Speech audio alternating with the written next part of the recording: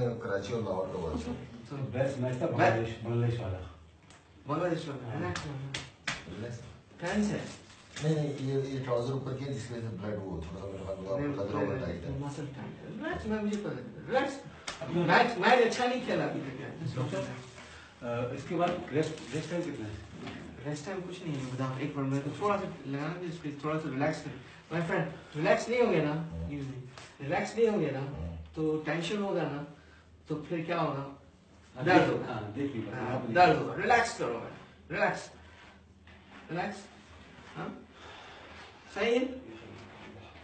my friend ji doctor साहब बिल्कुल relax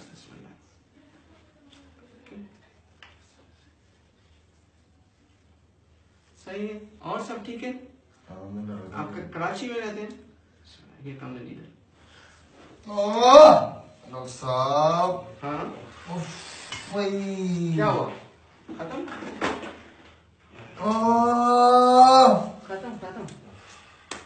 sir यार आप तो कह रहे थे हल्का आता है यार